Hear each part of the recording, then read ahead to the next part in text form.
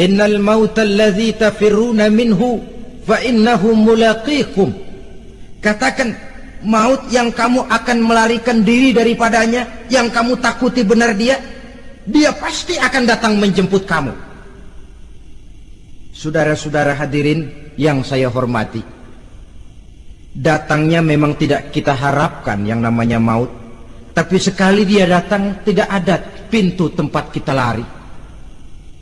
Dia memang tidak pernah kita undang, tapi sekali dia datang mengetok pintu, kekuatan apa yang bisa menolak? Dia sebuah tanda seru dalam kehidupan. Apa yang menyebabkan orang takut mati? Pertama, barangkali karena dia tidak tahu bagaimana kehidupan sesudah mati. Alam kubur gelap, alam akhirat gelap, sehingga dia bingung. Lantaran bingung lalu jadi takut. Yang kedua, boleh jadi oleh bayangan-bayangan dosa yang pernah dia kerjakan di dunia ini.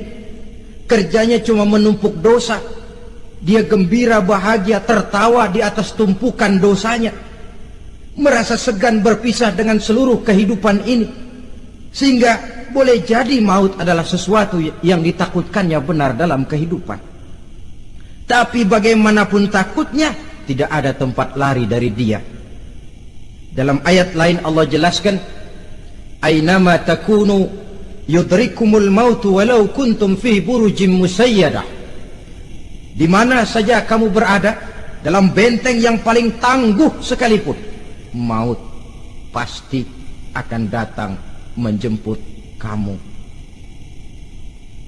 Nah, bagaimana caranya maut datang menjemput kita? Bila datang dia, sang malaikat pencabut nyawa, malaikat Israel namanya,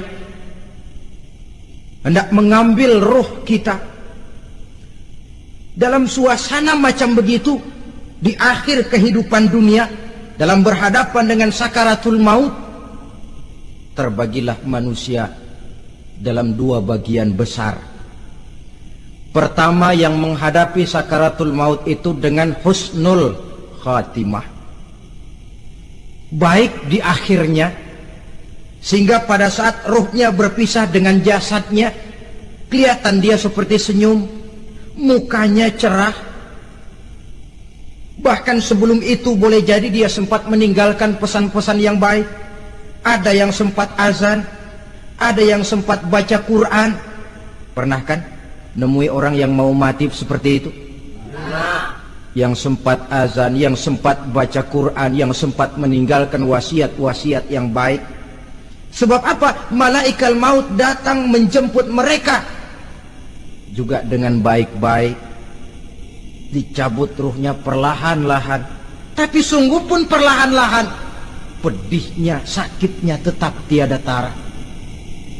Rasulullah Sallallahu Alaihi Wasallam, dikala beliau hendak berhadapan dengan sakaratul maut, diceritakan mencelupkan tangannya ke dalam gelas berisi air, lalu mengusapkannya ke muka beliau seraya berdoa, ya Allah, mudahkan saya dalam menghadapi sekarat ini. Beliau juga yang mengatakan bahwa sakitnya sakaratul maut sama dengan 300 kali bacokan pedang. Sehingga kita diajarkan doa. Di antara doa selamat itu kan ada, Allahumma hawwin alaina fi sakaratil, ya Allah, mudahkan saya di dalam menghadapi sakaratul maut itu. Ketika ruh ini keluar dari jasad, mata masih mengikuti ruh itu. Sehingga kadang-kadang ada yang matanya terbelalak dan tidak sempat ditutup, terbuka terus, mengikuti ruh itu keluar dari jasadnya. Adapun golongan kedua, manusia yang ketika berhadapan dengan sakaratul maut mendapatkan su'ul khatimah, jelek di penghabisannya. Sekaratnya sudah setengah mati, lalu jelek juga di akhirnya, mati dalam keadaan yang tidak baik, tidak terpuji. Ada yang lagi megang kartu, mati. Ada yang lagi di tempat ngadu ayam, mati. Ada yang lagi di tempat pelacuran, mati. Ada yang lagi megang botol minuman keras, mati. Nih barangkali malaikat maut gemes banget nariknya, lu bajingan, lu tarik terus kan. Mati su'ul khatimah. Makanya bagus itu. Kadang-kadang di majelis-majelis taklim kan sering dibaca, ya Allah biha, ya Allah biha, ya Allah bihusnil khatimah. Kan ada itu? Ada enggak? Saudara hadirin, mohon agar oleh Allah kita diberikan husnul khatimah, baik di saat ruh akan berpisah dengan jasad. Ini sesuatu yang pasti. Sang malaikat maut datang menjemput nyawa. Setelah ruh berpisah dari badan, maka tinggallah sang badan, ditangisi oleh semua yang kita tinggalkan. Sehingga kepada putrinya Fatimah, ketika malaikat maut datang hendak menjemput baginda Nabi, beliau berkata kepada anaknya, Fatimah, kamu tahu siapa yang datang? Saya tidak tahu, Bapak.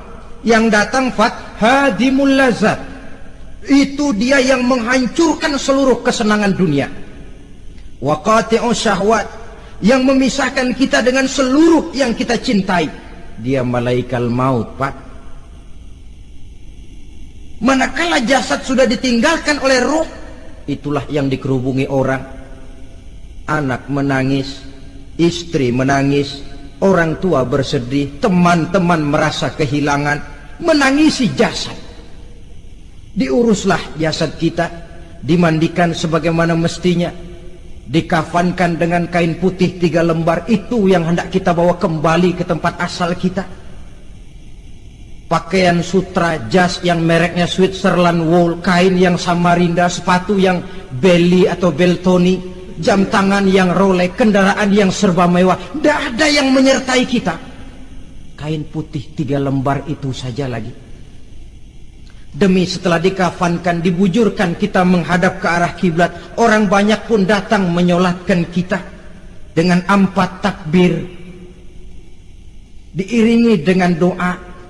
Lalu upacara pelepasan, berangkat kita meninggalkan anak, istri, suami, kampung halaman, tanah air, bahkan alam dunia ini. Selamat tinggal alam dan seluruh isinya. Tinggallah yang tinggal. Saya akan kembali ke tempat asal dari mana saya datang, untuk kembali mempertanggungjawabkan seluruh perbuatan saya dalam kehidupan ini. Manakala upacara pelepasan selesailah sudah, dimasukkan kita ke keranda jenazah, digotong orang, bismillah wa ala millati rasulillah, dibawa ke tempat peristirahatan terakhir katanya.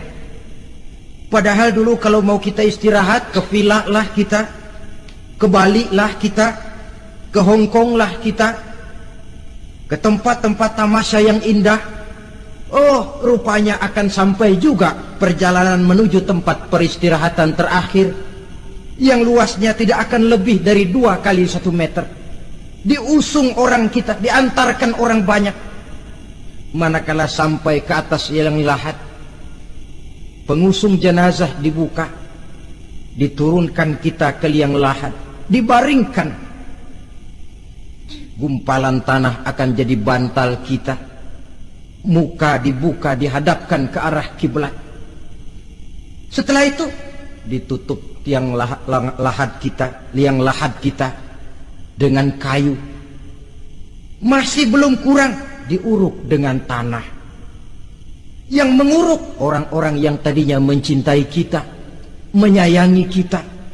Tapi ketika jasad sudah ditinggalkan ruh, habis rupanya cintanya. Coba jasad kalau sudah ditinggalkan ruh, 3 hari aja di rumah, serem. Ya mayit, siapa yang betah nemenin mayit? Lalu bila upacara pemakaman selesai, maka berusahalah semuanya. Para pengantar akan kembali ke rumahnya masing-masing.